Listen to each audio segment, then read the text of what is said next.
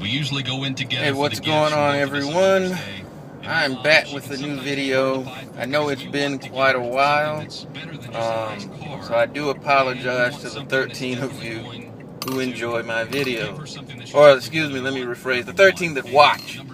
I don't know how many of that 13 actually enjoy my perspective on things, but let me go ahead and get right into the topic of today's video. And it's something that's been discussed out there on so many news outlets and media organizations across the nation, and the whole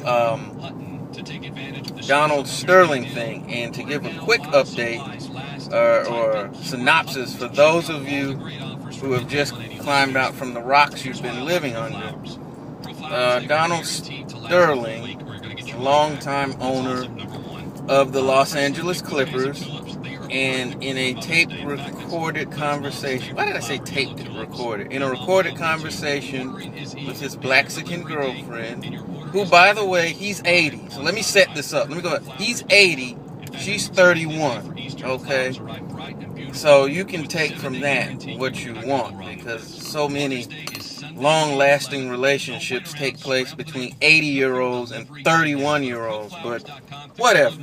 So anyway, she records this conversation in which he basically talks about how he doesn't want her associating with black folks, and how he doesn't want black folks at the games, and just all this, this old South racist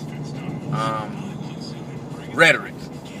Well, she, the TMZ, a very reputable news source, anyway, they broke this story.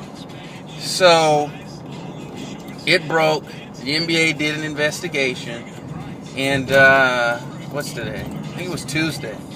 Today's Thursday.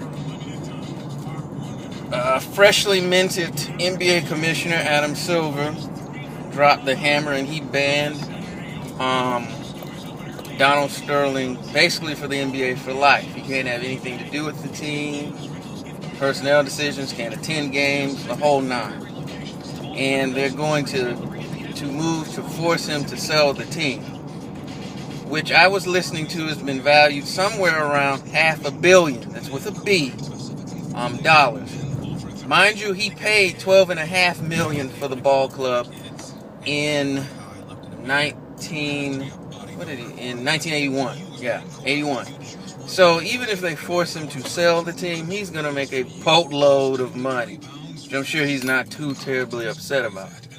But, which, I thought that, I'm glad they punished him, all that good stuff. Although I will say, from talking to people, it's been a long time known he was a scumbag, basically. He'd been in some lawsuits with tenants of some buildings that he owned, discrimination lawsuits, and so on and so forth.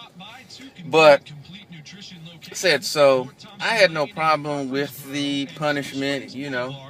Kind of got what he had coming to him. But one of the things I found so interesting, because the NBA playoffs is going on, and this has kind of it's kind of taken away from that.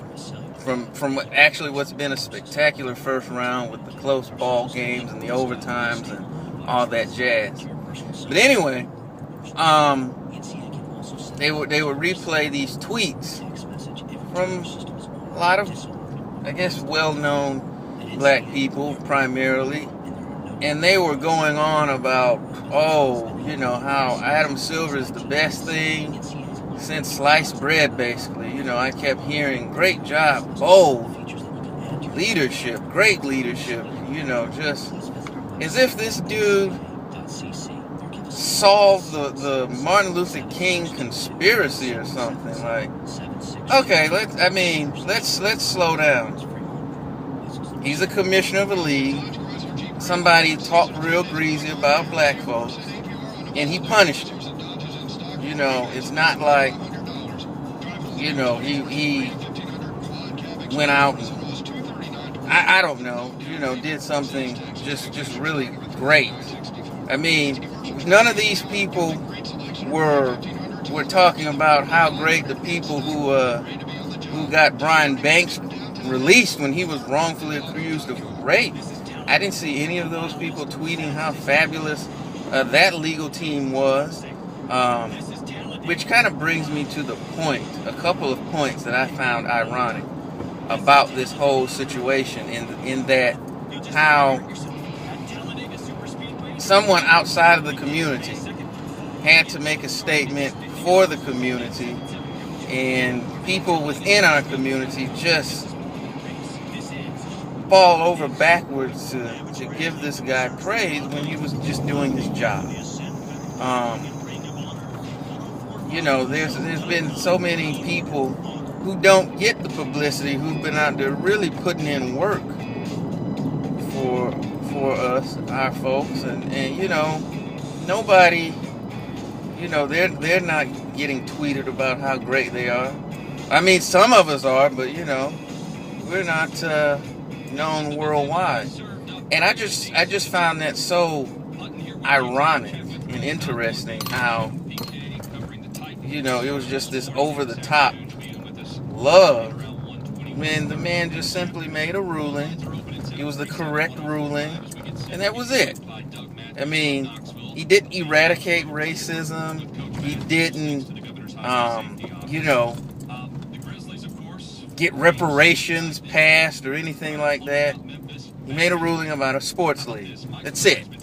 At the end of the day, did he change Donald Sterling's mind? No. Just going to kick him out of the league.